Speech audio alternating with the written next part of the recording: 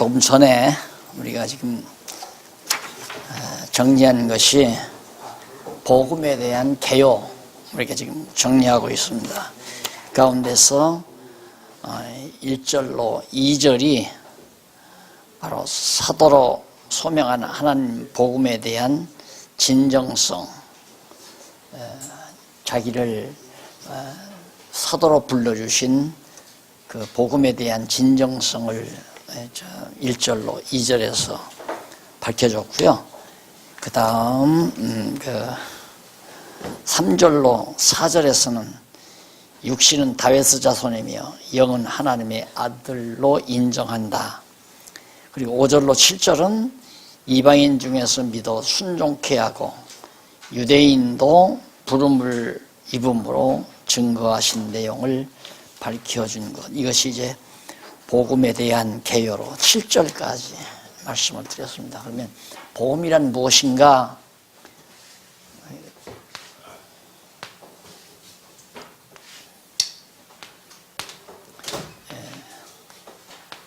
언약, 그 다음 성취. 아주 귀가 닳도록 들으셨죠? 지금까지. 결국 이 얘기죠. 지금 로마서 1장 1절로부터 7절까지도 그렇고 17절까지가 모두가 다 여기에. 그러니까 복음이란 뭔가, 예수 그리스도가 복음인데 구약에서 여호와께서 언약하신, 그게 여호와의 언약대로 오신 예수가 성취된, 언약대로 성취된 그리스도가 바로 그리스도가 예수다. 예수가 그리스도다. 그 말과 같습니다. 그러니까 구약의 여호와께서 언약하신 대로 성취하신, 여호와께서 언약하시고 언약대로 성취된 그리스도가, 그러니까 그리스도를 언약하시고 그리스도가 성취됐다는 얘기 아니에요? 그리스도가 바로 다윗의 혈통에서 난 예수다. 그런데 그분이 영적으로는 하나님의 아들 그리스도다. 이제 그 얘기입니다. 그러니까 복음은 확대를 시키면 성경 66권 전체로 확대가 되고요. 그걸 간략하게 요약하면 예수 그리스도, 여호와 하나님께서 언약하시고 언약대로 보내셔서 성취해 주신 그리스도가 바로 예수다. 이렇게 이제 간략하게, 이런 논리적인 수순에 따라서 자꾸 이제 부활에 이렇게 설명을 더 붙이면 자꾸 드러나죠. 그러면 여호와께서 언약하셨다 하면 언약은 섭리로 언약하시고 또 언약자손의 찬양으로 언약하시고 선지자로 언약하셨다. 그게 구약 아니에요. 역사 섭리로 언약하셨다. 창세기에서 또 에스더서까지. 이 부분은 우리가 배웠습니다. 이건 배웠고, 그리고는 이걸 좀 미뤄놓고는 지금 여기 복음서 이거 배우고, 그 다음에 이제 사도행전서부터 지금 로마서 이 부분 지금 배워가는 중이거든요. 이렇게.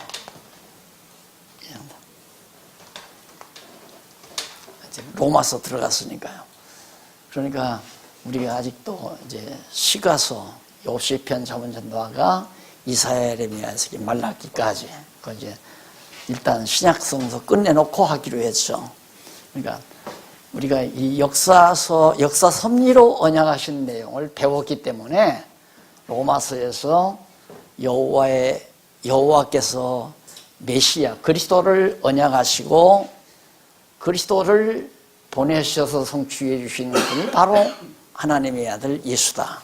다윗의 혈통에서 나신 예수다. 이것이 바로 지금 로마서 1장 1절로부터 7절까지에서 나온 내용입니다. 그럼 8절로 10절 8121페이지 8절로 10절을 보면 로마에 있는 성도로 인해 감사하며 로마로 가기를 구하는 내용입니다. 첫째는 내가 예수 그리스도로 말미암아 너희 모든 사람을 인하여 내 하나님께 감사함은, 왜 사도 바울이 첫째로 예수 그리스도로 말미암아서 너희 모든 사랑을 인하여 내가 하나님께 감사하는가. 첫째는 너희 믿음이 온 세상에 전파됨이로다. 바울이 지금 감사하는 이유는 이런 놀라운 복음이 온 세상에 지금 전파되고 있기 때문에 자기는 감사하다. 사실 사도행전의 상황을 우리가 앞에서 배웠지만은 그런 상황에서 바울이 감사할 이유가 없는 것 같죠. 그러나 바울은 지금 로마에 가서 복음을 전할 생각하면, 이런 복음을 전할 생각을 하면 너무너무 감사한 거예요. 그러니까 이 복음이 지금 예루살렘에도 전해졌지만은 안디옥으로부터 시작해서 아세야, 마게도니아, 아가야 지방, 그리고 나아가서 지금 이탈리아로 온 세상으로 이 복음이 전파된다는 거. 이제 아마 목사님들도 거의 아까 누가 자랑을 하시더라고요. 이 얘기를 좀 했더니만 대학 교수가 깜짝 놀래가지고 공부하러 온다고 그랬대요. 놀랍죠. 정말 그런 소식을 듣는 거, 이런 놀라운 복음이 하나하나 전파되어져 간다는 사실을 듣는 거, 그 기쁨은 이제 목사님들이 실감나실 겁니다. 오늘 지금 우리 이정춘 목사님, 친구 되시는 목사님, 미국에서 이렇게 오셨는데, 연로하셔가지고 오셨는데, 같이 이렇게 진리 안에서 시간을 보낸다는, 기쁘지 않아요? 이제 이 복음이 미국으로 건너와서 또 목사님을 통해서 다른 어떤 동료, 그리스도 안에서 동력자들과 또 나누고, 이런 마치 먹과 같으니 오늘 목사님 사모님이 점심을 맛있게 해서 우리 동역자들이 한 밥상에서 같이 먹는 식사의 기쁨, 그것이 바로 육신 생활에서의 매우 기쁘고 즐거운 일인 것처럼 우리의 영적 생활에서는 이렇게 간단 명료하고 너무도 분명하고 확실한 복음이 널리 전해진다는 것처럼, 내가 언젠가도 말했지만 육신의 재물은 나만 가져야 돼요. 나만. 그러니까 육신의 소유는 나만 있어야 재밌어요. 그러니까 예를 들면 내가 아주 좋은 이제 세단을 타고 내가 여기를 왔는데 보니까 박 목사님도 떡 사다가 앞마당에다 대고 있어요. 그러면 당장 가서 이 차 바꿔야 되겠다. 이게 이제 인간 육신 생활, 육신에게서 나오는 아주 더러운 생각이죠. 그래서 이제 여자분들이 특히 백화점에 가서 최신 유행하는 옷을, 최신으로 유행하는 새로운 디자인의 옷을 딱 입고 나왔는데, 이웃집 일하러 온 아줌마가 그 옷을 딱 입고 나오니까 영 그 옷에 판개쳐 버리잖아요. 나만 가져야 돼요. 이 세상의 육신의 것들은. 그런데 이건 안 그래요. 많이 가질수록 좋아요. 하여튼 많은 사람과 나누고 싶고 많은 사람에게 전하고 싶고, 이게 이제 놀라운 복음의 놀라운 소식이죠. 근데 여기 이제 바울도 내가 첫째로 감사하는 것은 이 놀라운 복음이 온 세상에, 또 너희 믿음이 온 세상에 전파된다는 이것이 바로 내가 첫째로 하나님께 감사하는 일이다. 누구로 말미암아서? 예수 그리스도로 말미암아. 바로 예수 그리스도로 말미암아서 내가 하나님께 감사한다. 첫째로. 그러면서 9절에 보면 내가 그 이름의 복음 안에서 그 이름, 이름이 그 이름, 예수라는 이름도 바로 여호와는 구원이시다. 그 말 아니에요? 여호와는 구원이시다. 그러니까 여호와께서 언약하시고, 언약하신 여호와께서 구원자로 인간의 몸을 입고 이 땅에 오셨다. 이렇게 생각해도, 왜? 성부, 성자, 성령은 신령한 의미에서 하나니까. 그래서 여호와, 예수라는 분이 누구냐면 여호와는 구원이시다. 이게 뜻이 그래요. 그러니까 메시아 보낸다고 언약하신 여호와께서 이루시기 위해서 인간의 몸을 입고 다윗의 혈통을 타고 이 땅에 오셔서 성취해 주신 분이다. 예수가 그리스도로 왔다 그 말이죠. 그래서 그 이름이라는 게 매우 중요하다. 그래서 내가 그 이름의 복음 안에서 내 심령으로 섬기는 하나님이 나의 증인이 되시거니와 항상 내 기도에 쉬지 않고 너희를 말하며, 내가 기도할 때마다 로마에 있는 성도들을 바로 언급한다 이 말이에요. 그러니까 로마에 있는 성도들이 그렇게 내가 늘 기도할 때마다 빼놓지 않고, 그 증인이 누구면 하나님이 증인이다. 내 거짓말 안 한다 이 말이죠. 그러면서 너희를 말하며, 그 다음 10절, 어떠하든지 이제 하나님의 뜻 안에서 너희에게로 나아갈 좋은 길 얻기를 구하노라. 로마에 가기를 그렇게 사모하고 있다 이 말이죠. 그 사모하고 있는 것은 이 복음을 전하기 위해서 로마 가기를 그렇게 사모했다. 그런 소원을 하나님께 주시는 거죠. 자, 그 다음 이제 11절로부터 13절 보면 로마의 성도 역시 이방인 교회처럼 열매 맺기를 소원하는, 누가 한번 목사님 읽어주시죠. 내가 너의 보기를 간절히 원하는 것은 어떤 신령한 은사를 너에게 나누어 주어 너희를 견고케 하려 함이니, 이는 곧 내가 너희 가운데서 너희와 나의 믿음으로 말미암아 피차 앙회함을 얻으려 함이라. 형제들아, 내가 여러 번 너에게 가고자 하는 것을 너희가 모르기를 원하지 아니하노니, 이는 너희 중에서 다른 이방인 중에서와 같이 열매를 맺게 하려 함이로되 지금까지 길이 막혔도다. 네, 바울의 간절한 심정입니다. 사실 바울이 로마에 지금 대접받으러 가는 것도 아니고 영화 누리러 가려고 하는 것도 아니잖아요.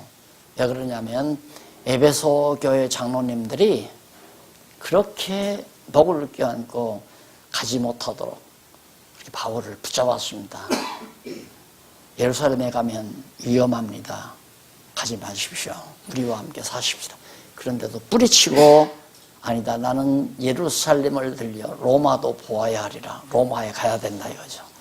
그러니까 내가 이처럼 로마에 가기를 간절히 바라는 마음을 너희가 모르기를 원치 않는다. 알아야 된다. 왜? 그만큼 이게 소중하고 값지기 때문에 이것 때문에 가야 된다. 쉽게 말하면.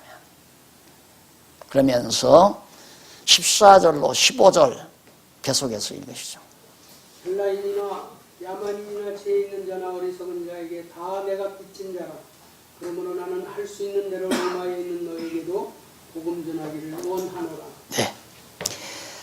자, 이방인 가운데서 믿는 자와 믿지 않는 자가 갈려져서 이렇게 믿을 자는 믿게 되는 것처럼 너희에게서도, 유대인들, 로마에 있는 유대인 너희에게서도 그렇게 열매 맺기를 원한다고 그러면서 헬라인, 이방인이죠. 헬라인이나 야만이나, 이방 사람을 말하는 겁니다.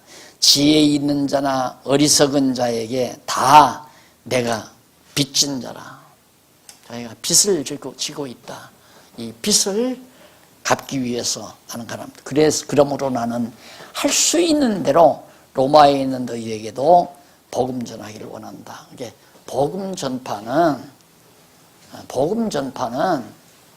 좀 우리가 늘 이렇게 생각이 굳어져 있잖아요. 복음을 왜 전하느냐? 교회 부흥시키려고.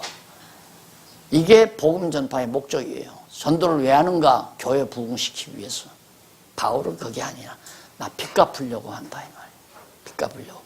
내가 엄청 빚을 지은 사람이다. 예, 이제 아마 목사님들이 이 바울의 심정을 보면서 우리 자신이 얼마나 그동안 이 놀라운 복음을 듣고 간직하고서 얼마나 왜곡된 삶을 살아왔는가에 대한 생각을 안 할 수가 없을 거예요. 결국 모든 대부분의 우리 선배 목사님들 참 어려울 때 교회 개척에서 수고 많이 했죠. 그래서 몇천 명 교회, 몇만 명 교회, 큰 대형 교회들을 세워놨는데 결국은 다 추락하다시피 했잖아요. 너나 할 것 없이 다 추락을 했습니다. 이유는 복음 전한 목적이 달랐어요. 목적이 경쟁적이었어요.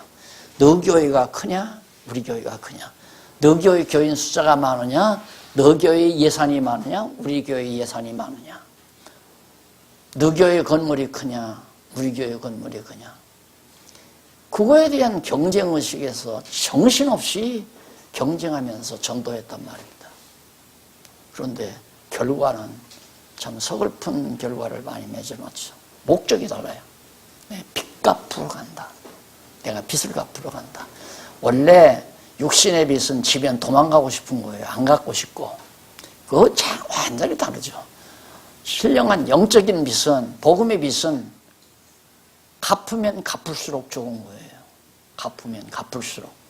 그러다 이렇게 됐다. 알고 보니까 복음을 깨닫게 되면 이 복음을 전하고 싶은 이유가 너무 좋으니까 같이 공유하고 싶고, 거저 하나님께 받았기 때문에 빚진 자이기 때문에 빚을 갚기 위해서 전하게 된다.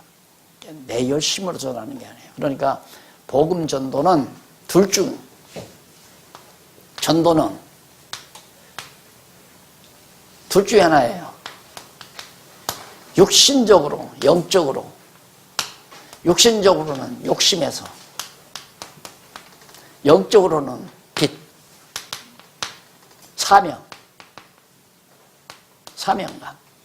빚 갚으려는 사명감. 빚이라고 합니까? 빚.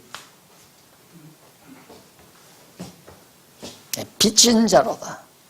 나는 너희에게 빚을 졌기 때문에 너희에게 가서 나 너희에게 대접받으러 가는 거 아니다.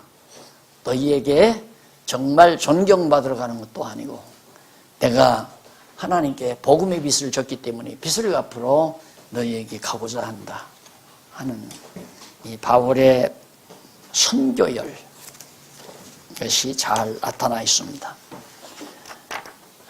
그리고 이제 세 번째가, 첫 번째가 복음에 대한 개요. 그 다음 복음을 통한 소원, 엄청난 소원이 생기죠. 복음을 깨달으면 이게 안 생기면 복음 아니에요. 나는 그렇게 알아요. 이 소원이 안 생기면 그건 진짜 복음이 아니에요. 그러니까 한국교회 대부분의 성도들이 신학대학, 불지의 신학대학이 수십 개가 되고 군소신학들이 수백 개에 달하는 데서 마구 쏟아져 나왔거든요.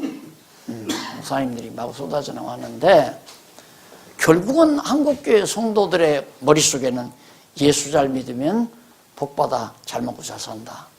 몸도 건강하고. 이거예요. 그러니까 내가 예수 잘 믿는 것은 복을 받기 위해서, 잘 먹고 잘 살고 건강하게 살기 위해서. 그게 딱 남아있으니까 그건 그만큼 욕심을 불러일으켰기 때문에 그런단 말입니다. 인간은 욕심을 불러일으켜야 열심히 나잖아요. 여러분, 학교에서 가을 운동회가 열렸어요. 운동회가 열렸는데 본부석에 상품이 이렇게 쌓여있지 않으면 누가 땀 흘리고 경쟁을 합니까? 안 하잖아요. 상품 막 산더미처럼 쌓아놓고 막 열심히 뛰는 사람은 이 상품 주마. 그러니까 기를 쓰고 뛰잖아요. 그동안 한국교회가 그런 식이에요. 성도들에게 전부 욕심 불러일으켜가지고 열심나게 하고 충성하게 만들고. 근데 그게 아니고 이 소원이 생기게 해야 돼요. 무슨 소원이? 빚 갚을 소원. 영적인 거죠. 복음을 전파하고 싶은 소원. 그런데 나는 복음을 전파하고 싶은데 말을 잘 못하겠어. 알기는 아는데 표현을 잘 못해. 그리고 그런 사람은 부지런히 일해서 사업해서 돈 벌어가지고 선교비 충당하면 되잖아요. 예를 쉽게 말해서. 근데 표현력도 좋고 잘 가르쳐. 은사를 받았어. 그런 사람은 앞장서서 나가서 가르치면 되는 거고. 그렇잖아요. 예? 그래서 이게 진짜 복음이 들어가면, 복음을 깨달으면 소원이 생긴다. 그냥 편안하게 사는 건 재미가 없어요. 예? 대접받고 그렇게 그냥 사는 것은 재미가 없다 이 말입니다. 어떻게 하면 이 놀라운 복음을 온 우리에 널리 전파할까 항상 소원이, 그런 소원이 마음속에서 솟아나야 되는데, 우리가 너무 좋은 세상 만났어요. 지금 우리가 여기 지금 왕성교회 교육관에서 그냥 20-30명 되는 우리 목사님들이 모여서 이렇게 복음을 전하잖아요. 지금 이 복음이 전 세계로 실시간 방송도 되고, 언제라도 들어가면, 인터넷에 들어가면 언제라도 들을 수 있는 그런 시대를 하나님께서 허락해 줬어요. 그게 나로서는 너무너무 좋은 거예요. 우리가 이렇게 정해진 시간, 아담한 초소에서 우리끼리 나누는 이 복음이지만은, 이것이 전파하면 금방 사라져 없어지는 게 아니라, 그 시간에 사라져 없어지는 게 아니라 그대로 녹화돼 가지고 오고 오는 세상 계속해서 전파될 수 있는. 그러나 바울 당시에는 기록을 해놔야 돼요. 기록. 이거 기록이 없다면 우리가 바울이 전한, 로마에 가서 전한 복음이 무엇인지 어떻게 알아요? 딱 성경에 기록되어 있기 때문에 이렇게 볼 수 있잖아요. 그러니까 바울이 앞에서 복음의 개요를 설명하면서, 내가 이 복음을 전하기 위한 간절한 소원을 가지고 지금 너희에게 가고자 한다. 그런데 그 복음에 대한 간단한 정의는 16절로 17절이다. 그런 얘기예요. 그럼 복음에 대한 간단한 정의 1장 16절로 17절, 바로 그 한 절에 두 절에 나오는데, 전하려는 칭의의 복음에 대한 정의를 간략하게 밝혀주고 있습니다. 읽어보시죠. 내가 복음을 부끄러워하지 아니하노니 이 복음은 모든 믿는 자에게 구원을 주시는 하나님의 능력이 되니라. 먼저는 유대인에게요 그리고 헬라인에게로다. 복음에는 하나님의 의가 나타나서 믿음으로 믿음에 이르게 하나니, 기록된 바 오직 의인은 믿음으로 말미암아 살리라 함과 같습니다. 네.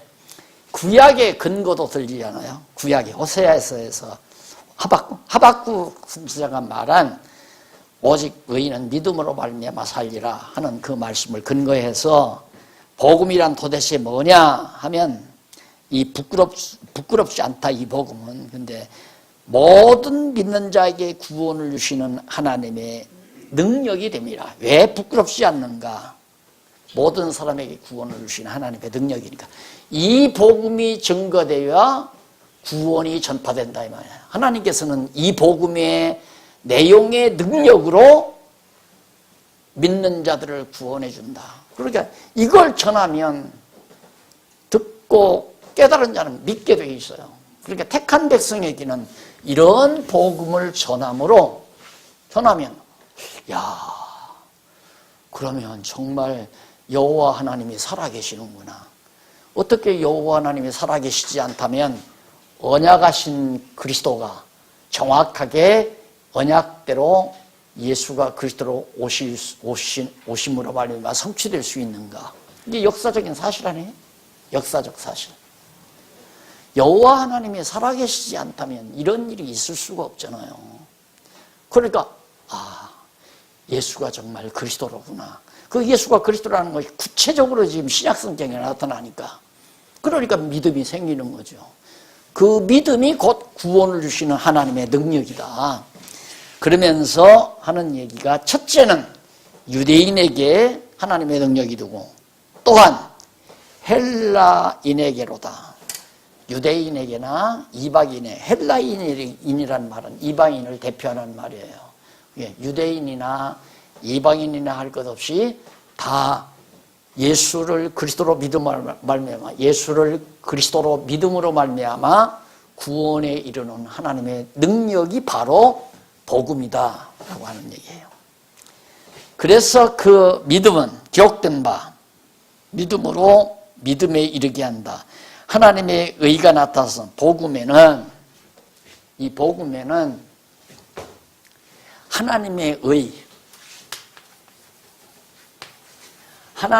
의가 나타나서 믿음으로 믿음에 이르게 한다. 내가 믿는 게 아니에요. 하나님의 의가 나타나서 믿음으로 믿음에 이르게 한다. 그러면 이 하나님의 의가 뭔가? 예수 그리스도가 하나님의 의예요. 하나님의 의가, 예수 그리스도가 하나님의 의란 말입니다. 거기 이제 로마서 내용 이후에 들어가면 구체적으로 나와요. 하나님의 의. 그게 이제 로마서의 핵심 내용입니다. 중심 내용.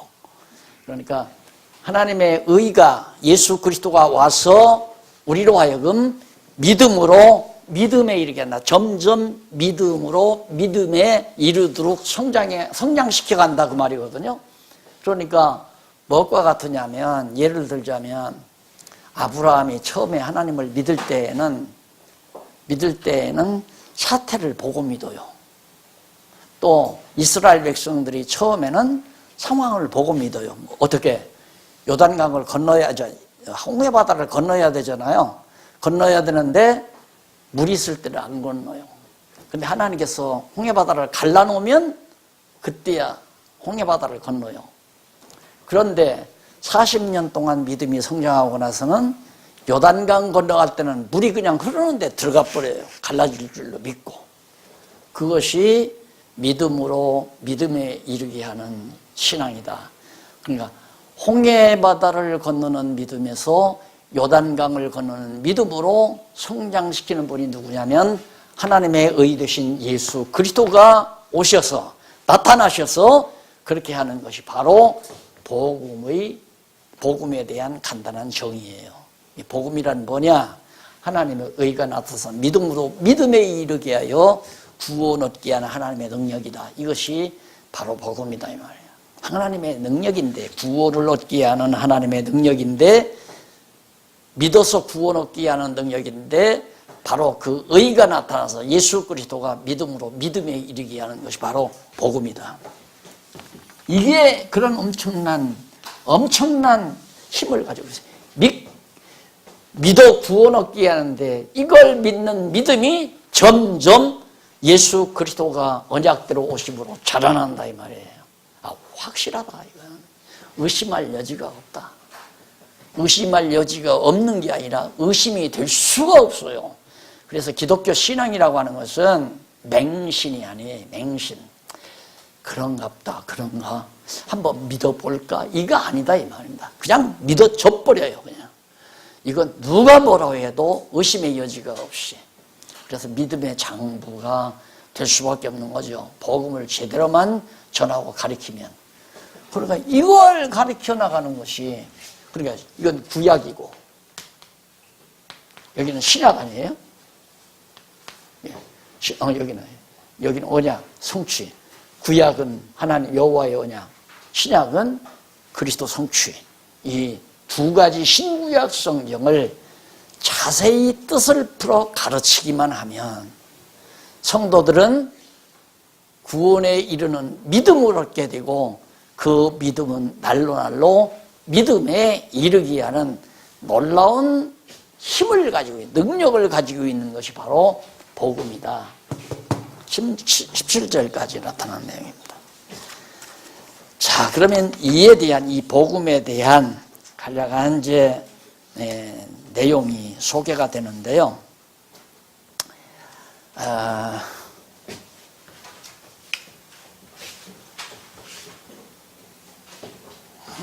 혹시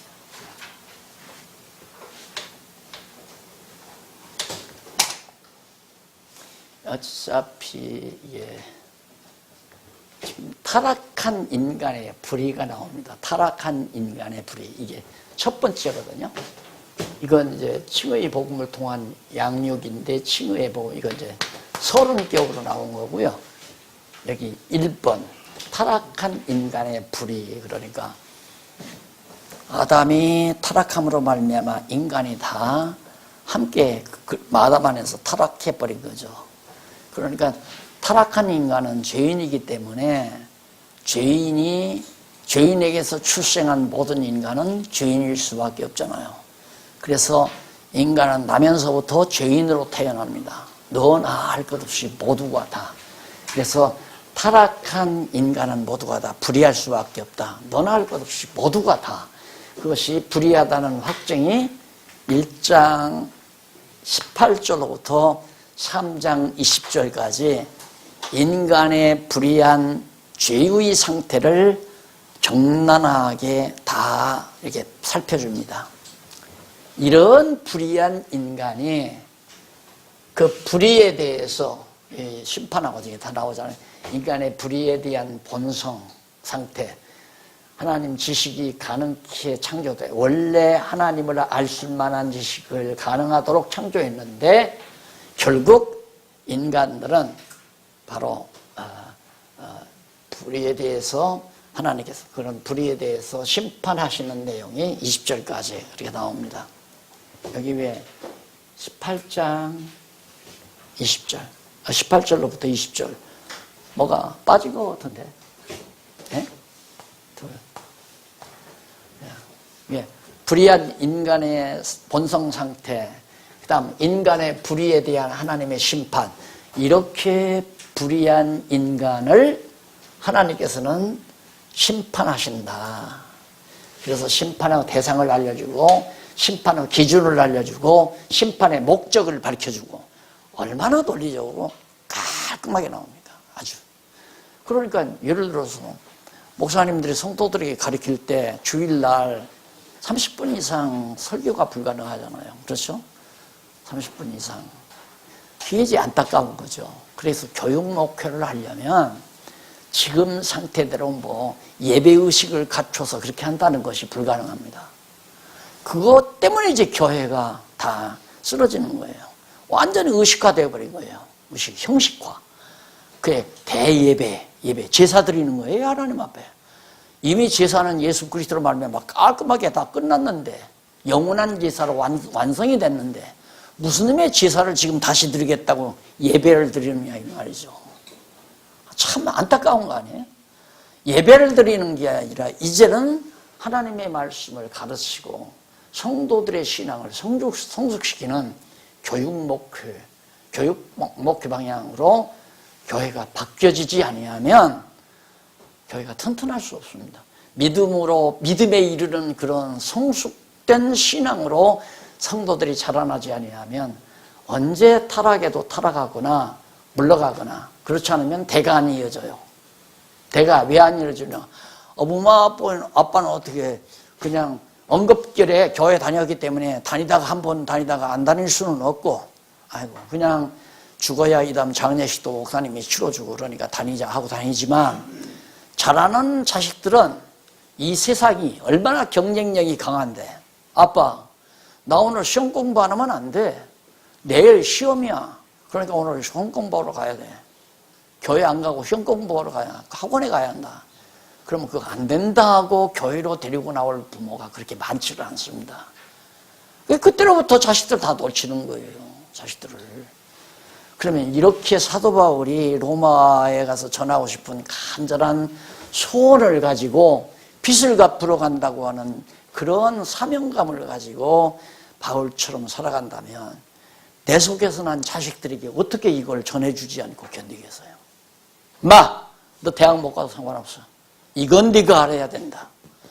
이럴 정도로 자신만만해야 되거든요. 확실히 차야 한단 말입니다. 성도들이.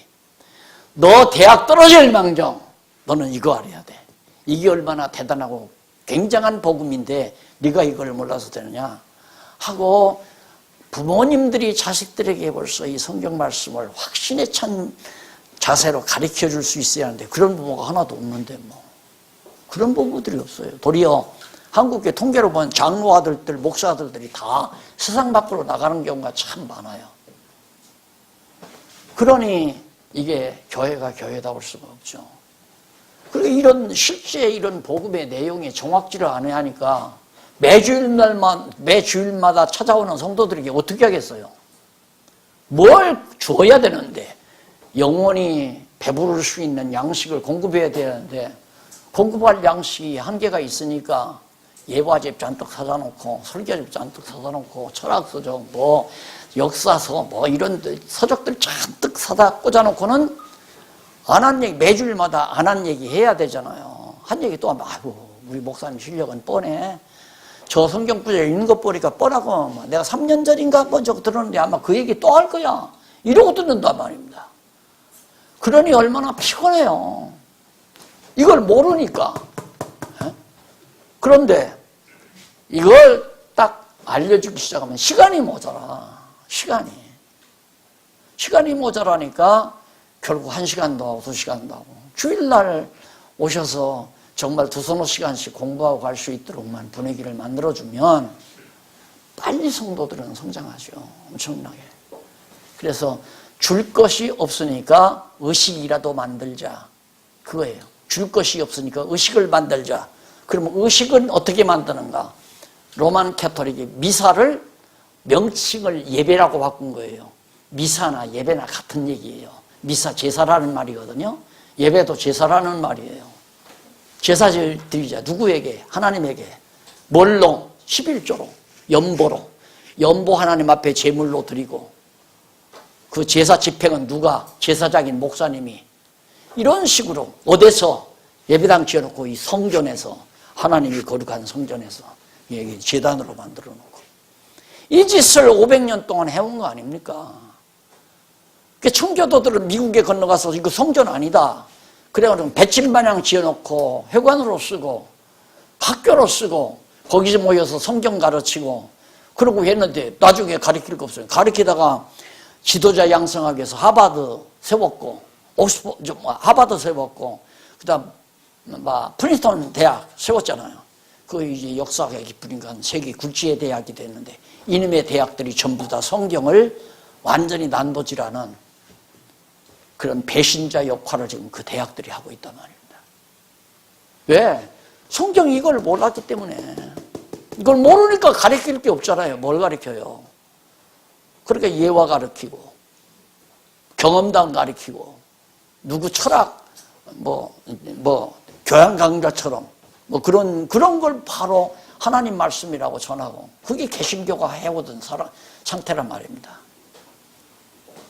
그래서 복음이란 인간의 불의한 상태에서 하나님의 의가 나타나 우리를 의롭다고 했다. 의롭다고 칭해 주었다. 그래서 의롭다고 칭해 주는 뿐만 아니라 의로운 생활, 거룩한 생활을 하도록 하나님이 인도해 주신다. 로마서가 1장에서부터 16장까지 나와요. 6장까지 나오는데 1장 서론 같이 포함해서 1장에서 3장 20절까지 3장 21절에서부터 11장까지 12장에서부터 16장까지 이렇게 세 파트로 크게 나뉘어져요. 그러면 첫째 파트는 인간 불의. 인간은 다 불의하다. 둘째는 하나님의 의. 하나님의 의가 나타나 예수 그리스도가 왔다 그 말이죠. 그리고는 그리스도가 와서 우리를 의롭다고 칭했다. 그래서 칭의의 복음이에요. 그러면 의롭다고 칭하기만 했는가? 바로 하나님의 아들로 의롭게 살아가도록 바로 여기서 영적 예배 생활. 하나님의 백성들의 삶을 살게 만든다 이 말입니다. 예배 생활이라는 게 우리의 삶이에요. 산제사, 영적 예배. 그러니까 우리 신약교회 성도들이 드려야 될 예배는 짐승 잡아서 피 흘려 드리는 것도 아니고 돈복두 갖다 놓고 제사 드리는 것도 아니고 산에서도 아니고 예루살렘에서도 아니고 우리가 드려야 될 예배는 삶의 예배, 산제사. 그것이 영적 예배란 말입니다. 그러니까 영원한 제사를 드리신 그리스도를 머리로 해서 우리가 지체로서 그리스도의 머리 되신 지체로서 살아가는 삶 자체가 바로 영적 예배, 산제사 생활이라 얘기해요. 그렇게 해가는 것이 바로 로마서의 칭의의 복음입니다.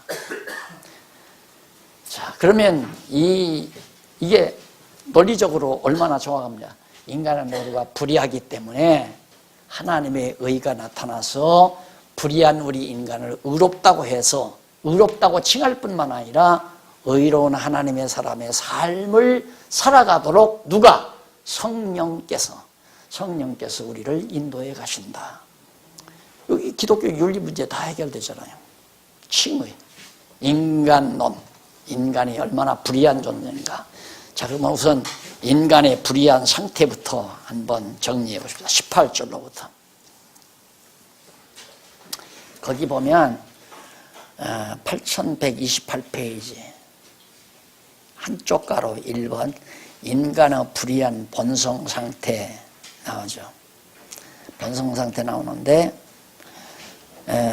거기 중간쯤, 그 페이지 한 중간쯤 보면 근거 패러그래프이 나옵니다. 일찍이 여호와 하나님께서는 인류의 시조 아담과 하와를 하나님의 형상대로 보시기에 심히 좋으실 뿐만 아니라 하나님을 알 수 있도록 창조하셨다. 그런데 아담과 하와가 불순종함으로 하나님으로부터 버림을 당하여 불의한 일을 행하도록 섭리하셨다. 그리고 이러한 섭리를 통한 언약의 말씀을 성취해 주시려고 한 사람 예수 그리스도의 순종으로 많은 사람이 의롭다 하시려고 불의한 본성 상태에 처하도록 섭리하신 것이다. 왜 아담으로 하여금 타락시켜서 불의하게 했는가? 한 사람 예수 그리스도 하나님의 의인이신 예수 그리스도를 통하여 모든 사람을 택한 모든 백성들을 의롭다 하시려고 바로 인간을 불의한 상태에 가둬놨다. 이 불의한 상태에 가둬놓은 죄 아래 가둬놨다 이 말이에요. 율법 아래 죄 아래 가둬놨다. 그것이 아마 여러분 단편 보셨는지 모르겠지만 율법과 죄 그리고 은혜거든요. 율법 아래 가두어서 죄인 되게 해가지고 은혜로 하나님의 은혜로 의롭다 해서 우리가 바로 생활하도록 의로운 생활을 하도록 하나님께서 역사했다. 율법 아래 가두어 죄인 되게 했다. 그러니까 율법과 죄 여기까지가 바로 율법과 죄 그리고 은혜. 자, 의롭다 함을 얻는 것도 은혜고 하나님의 백성으로 살아가는 삶도 은혜고 내가 오늘 하루하루 살아가는 삶 자체가 모두가 다 하나님의 은혜 속에서 살아간다. 이런 뜻에서 율법과 죄 그리고 은혜라는 책에서 로마서를 축소해서 로마서를 축소가 아니라 로마서를 그 뜻을 풀어서 쓰는 것이 율법과 죄 그리고 은혜라는 책이에요.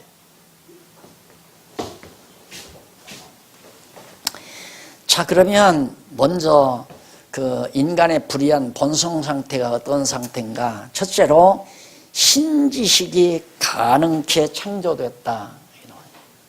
불의한 본성 상태가 신지식이 가능하도록 창조가 됐다. 1장 18절로 20절에 나오죠. 한번 읽어보시죠. 하나님의 진노가 불의로 진리를 막는 사람들의 모든 경건하지 않음과 그에 대하여 하늘로부터 나타나나니 이는 하나님을 알만한 것이 그들 속에 보이니라.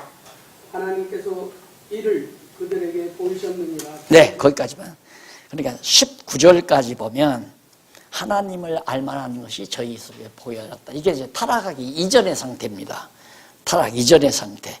타락하기 이전에 벌써 아담은 하나님을 다 알아요. 하나님을 볼 수도 있고 에덴 동산에서 그렇게 됐댔는데 20절 한번 읽어봐요.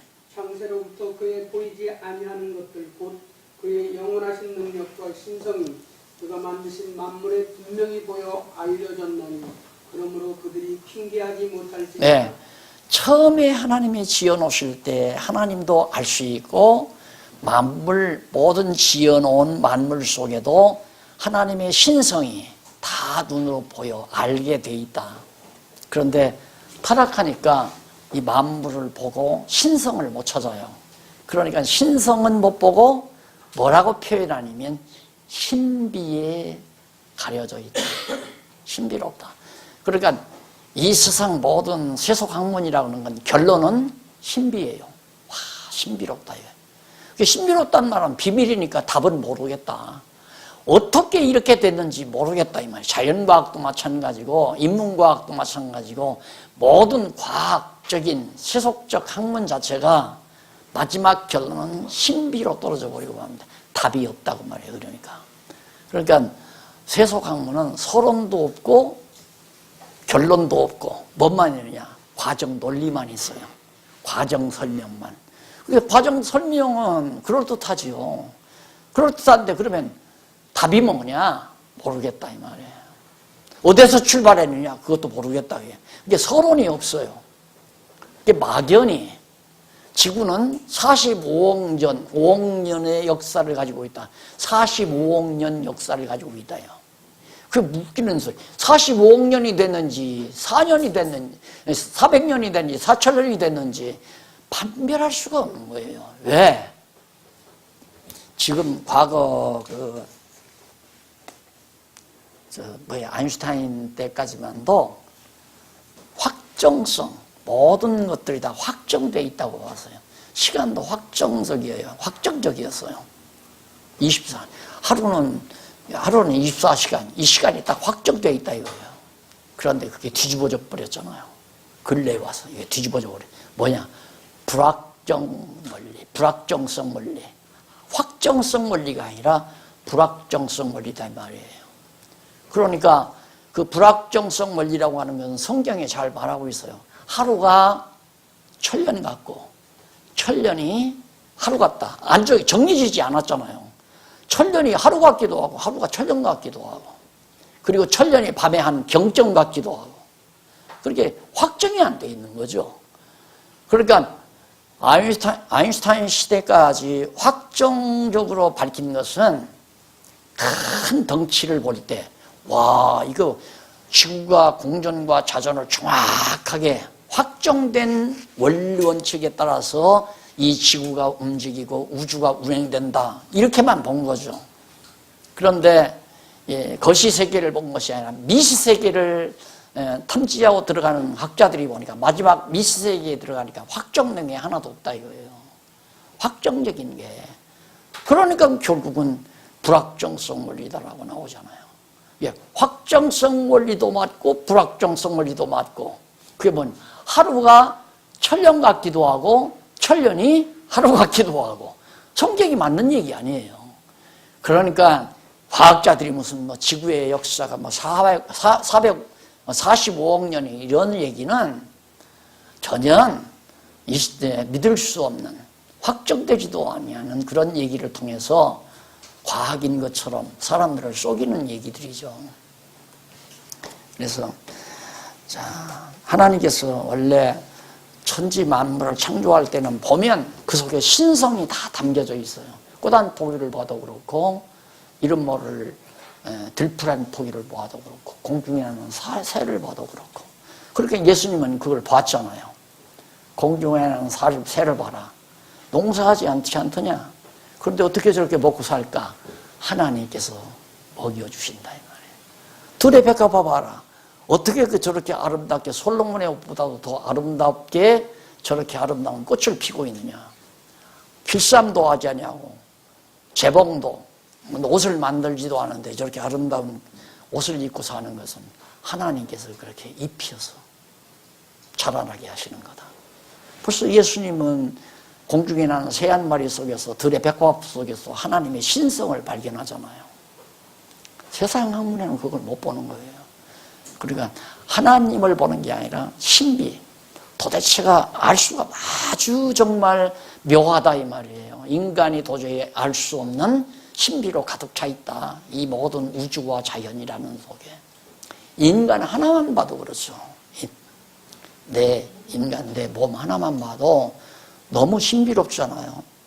그런데도 너무 우리는 계속 이 몸 가지고 사니까 타성이 돼서 하나님의 놀라운 능력의 솜씨를 우리 자신이 내 몸에서 발견하고 살지라는 거죠. 이게 내 몸이라면 늙지 않게 하면 될 거 아니에요. 얼굴에다가 여자들 주사 안 놔도 될 거 아니야. 내 몸이라면. 그런데 왜 주사 놔서 팽팽하게 펴야 되고, 인간이 간암이 내 거니까 내가 간암 안 걸리게 하면 될 거 아니에요. 간암도 걸리고 폐암도 걸리고 혈액암도 걸리고. 내게 아니에요. 누군가가 다 지배하고 있잖아요. 하나님이 내 생명을 주관하고 계시다는 얘기죠. 천년만년 안 죽고 살 거겠죠, 인간이. 그러나 생명의 근원이신 하나님이 우리 생명 불러버리면, 내게서 생명의 기운을 뺏어버리면 우리의 숨은 멈춰버리고 말아요.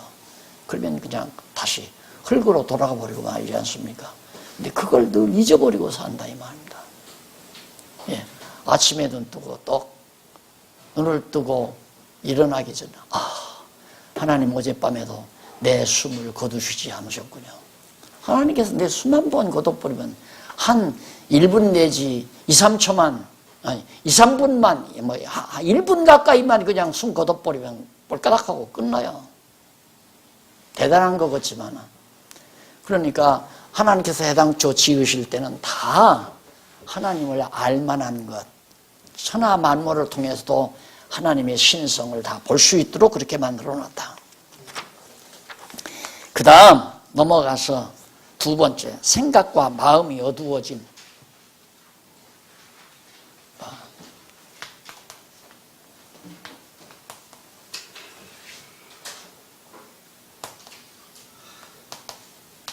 어두워짐. 이것이 21절로 23절, 21절로 23절, 18절로 20절이니까 여기는 생각과 마음이 어두워졌다. 우리가 한번 읽어보시죠. 하나님을 알되 하나님을 영화롭게도 아니하며 감사하지도 아니하고 오히려 그 생각이 허망하여지며 미련한 마음이 어두워졌나니 스스로 지혜 있다 하나 어리석게 되어 썩어지지 아니하는 하나님의 영광을 썩어질 사람과 새와 짐승과 기어다니는 동물 모양의 우상으로 바꾸었느니라. 이게 이제 타락한 상태예요. 타락한 상태. 그 타락의 기초가 어디 있느냐? 하나님을 알았어요. 처음 지어놓았을 때 하나님을 알았는데 하나님으로 영화롭게도 아니하며 감사치도 아니하고 오히려 그 생각이 허망해졌다. 여기서부터 출발하는 거예요. 하나님께 영광을 돌려야 되는데 그 생각이 허망해졌다라고 하는 말은 뱀이 와서 야, 너 하나님께서 저거 먹지 말라고 하더냐? 그러니까 먹는 날에는 죽는다고 했다. 그러니까 먹는 날에 안 죽는다. 저거 먹는 날에는 너도 하나님과 같이 된다. 이때 하와의 마음이 허망해져 버린 거예요. 와, 내가 하나님이 돼? 이래가지고 결국에는 말려 들어간 거 아니에요. 그래서 지킬 만한 것이 있으되 내 마음을 지켜라. 왜? 생명의 근원이 이에서 남이니라. 우리 인간의 육신의 생명은 마음에 있습니다. 그래서 은혜와 평강이 자리 잡는다는 말은 가장 지혜로운 자의 마음 상태예요. 은혜와 평강. 항상 은혜를 느끼는 사람은 고마움을 느끼는 사람, 고마운 마음, 감사한 마음, 이게 가장 아름다운 마음입니다. 자식이 부모님 앞에 딱 왔으면 이 사악한 놈은 어떻게 하냐면 아버지 한번 물어볼까 말까, 저 건너편 앞산 30만 평짜리 저 산은 누구한테 주려는가, 이런 생각하고 있는 자식놈은 악한 마음이 벌써 가득 찬 놈이에요. 저 문전옥답은 나한테 유산으로 안 주려는가, 이 생각하고 아버지 찾아뵙는 놈은. 그런데 자나깨나 빨리 아버님 찾아뵙고 감사한 마음, 또 고마운 마음을 아버님께 마음껏 표시했으면 좋겠다는 생각을 가지고 살아가는 자식은 가장 정상적인 상태의 자식 아닙니까? 인간 사이에도 그런데 하물며 하나님 앞에는 도말할 게 없는 거죠. 그런데 우리는 항상 세상과 비교해서 저 사람은 높은 벼슬을 하고 돈 잘 벌고 잘 사는데 나는 왜 이렇게 땅을 파고 농사져서 먹고 사는 농군이 됐을까? 저 사람은 왜 금수저에 혈통을 타고났는데 나는 왜 흙수저에 혈통을 타고났을까? 이런 불만을 가지고 있는 것은 어리석은 거죠. 어리석고 미련한 자들이에요. 야, 하나님께서 나 같은 인간, 바울 얼마나 하나님이 바울을 갖다가 인간적인 용어로 막 착사를 냅니까? 막 가는 곳마다 핍박하고 가는 곳마다 막 죽이려고 하고 바구니를 타고 도망을 다녀야 되고 먼 길 다녀야 되고 바다의 위험도 당해야 되고 강도의 위험도 당해야 되고 배고픔, 헐벗음의 위험도 당하면서 그런데도 바울은 감사가 넘쳐요. 예, 감사는 육신적인 조건이 아니다. 신령한 하나님의 백성이 당연히 가지는 마음의 상태, 그런 마음의 상태를 유지하면 생명력이, 생기가 돕니다. 생기가. 그런데 감사한 마음, 평안한 마음이 사라져버리면 몸에 생기가 없어요. 생기가 약하니까 온몸의 기운이, 기가 활성화가 안 되고, 기가 제대로 활성화 안 되니까 병이 생기는 거죠. 장애도 생기고 위에도 생기고 뭐 여러 가지 장기에 폐에도 생기고 간에도 생기고. 그래서 우리가 하나님의 백성들이 감사치 않는다 하는 말은 참 무서운 얘기죠. 우리에게서 하나님 앞에 감사함이 떠난다는 것은. 그런데 이게 감사하다는 말이 너무 우리나라 성도들에게는 잘못 알고 있어요. 감사하고 사십시오 하면 돈 내고 사십시오 이렇게 들려요. 왜? 돈 내는 것이 감사를 표현하는 거라고 생각.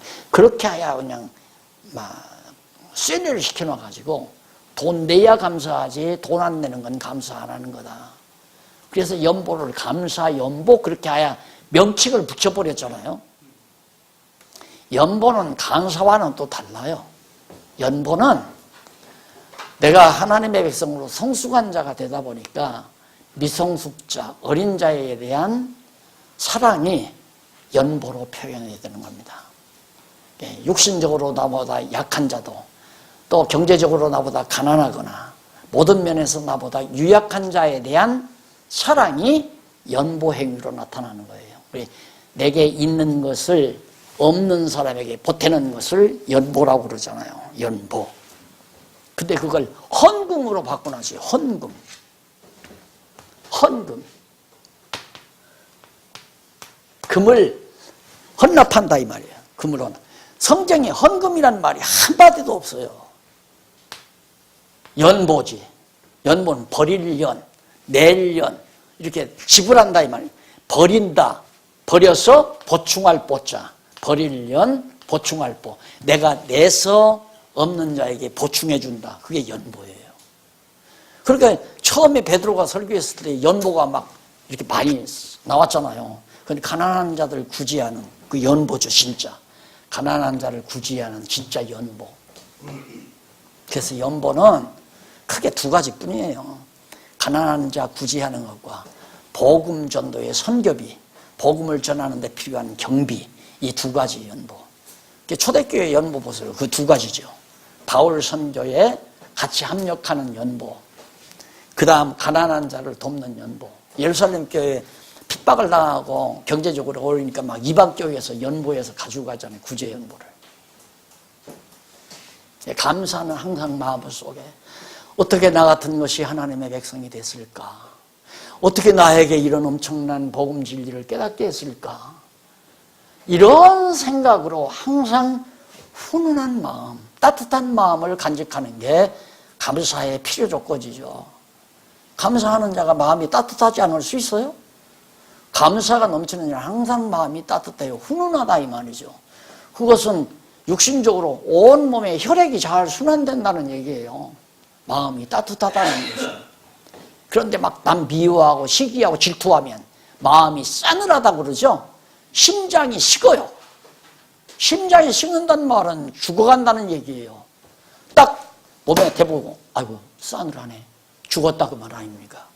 심장이 차가워지는 것은 육신의 건강에도 안 좋죠. 심장이 따뜻해야죠. 따뜻한 마음은 감사하는 마음이고 그 따뜻한 마음을 가지고 있는 것이 그런 마음이 생명의 근원이 되기 때문에 우리의 마음을 지켜야 된다.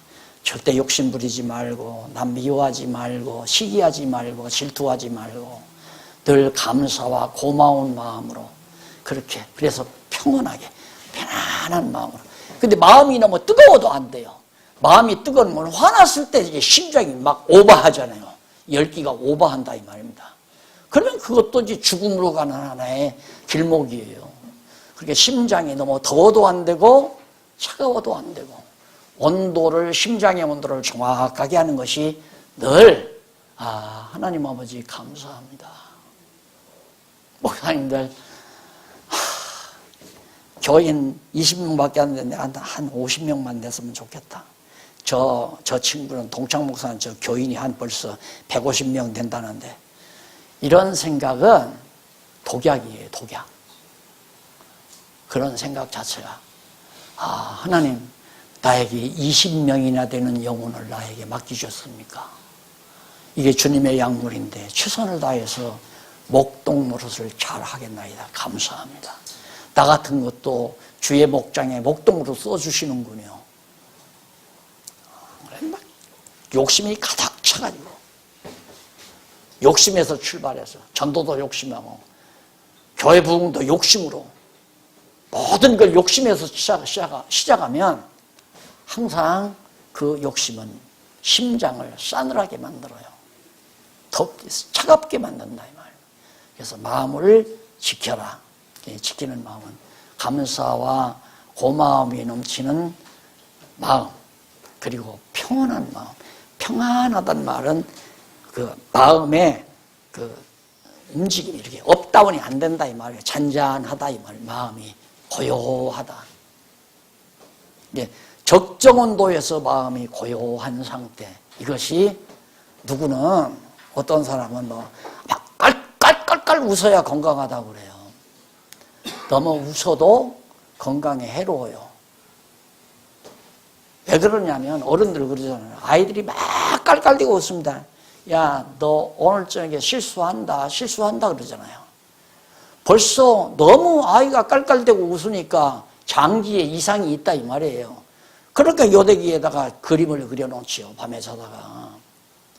웃으면 복이 오고 웃으면 건강이 온다는 거 다 거짓말이에요. 그것도. 마음이 평온한 상태에서 적정 온도에서 감사와 고마운 마음으로 평온해야 가장 정상적입니다. 그래야 오장육부가 언밸런스가 안 되고 다 밸런스가 유지가 되는 거죠. 그 다음에 이제 이쪽 넘어와서 1장 24절로 32절까지 매우 깁니다. 그건 인간이 버려져 불의하게 행동하는 내용. 인간이 이미 어떻게 하나님께서 내던져버려서 에덴 동산 밖으로 내쫓아버려서 어떻게 살아가는가 불의한 상태를 한번 꼬박꼬박 한번 읽어보시죠. 그러므로 하나님께서 그들의 마음의 정욕대로 더러움에 내려두사 그들의 몸을 서로 욕되게 하게 하셨으니 이는 그들이 하나님의 진리를 거짓 것으로 바꾸어 피조물을 주물조보다 더 경배하고 섬깁니다. 주는 곧 영원히 찬송할 이시로다. 아멘. 네, 거기까지만 우선. 자, 거기 잘 보세요. 하나님께서 저희를 마음의 정욕대로 버려두어 버렸다. 하나님이 안 버리시면 괜찮은데 사단의 말을 듣고 뱀의 말을 듣고 정욕 하나님과 같이 된다고 그러니까 마음이 동요돼 가지고 턱 따먹어 버린 거예요. 그러다 보니까 마음에 정욕이 욕심이 생겼다 이 말이에요. 욕심이 잉태한 즉 죄를 낳고 죄가 장사한 즉 사망을 낳느니라. 제가 늘 이제 인간의 본성 상태를 설명하면서 실감 나도록 그런 얘기를 합니다. 아침에 아내가 이제 사과를 깎아 놔요. 사과를 깎아서 이제 딱 식탁에 놓는단 말입니다. 그러면 나는 벌써 포크를 들고 뭘 탐지하는가? 어떤 쪼가리가 햇빛을 더 받았을까? 어쩔 수가 없는 거예요. 햇빛 더 받은 단쪽을 아내가 먹으면 안 되나요? 사랑하는 딸이 먹어도 안 되고? 근데 자연스럽게 여름에 수박 자라는 더 그렇죠. 그러면 수박을 딱 잘라놓으면 누구나가 쪼가리로 가는 사람 별로 없을 거예요. 보나 둘러보면서 가운데 토막으로 포크가 들어가죠. 왜? 훨씬 다니까. 핑계하면 안 돼. 어쩔 수가 없는 거예요. 인간에게서는 끝없는 정욕, 욕심이 계속해서 일어나게 돼 있어요. 그걸 부정하는 건 성경을 부정하는 사람이에요. 욕심 없는 사람이 어디 있어요? 자, 그러니까 감사가 나오겠어요? 하나님께 대한 감사가 안 나오는 것은 내가 욕심이 발동하니까 감사가 안 나오는 거죠.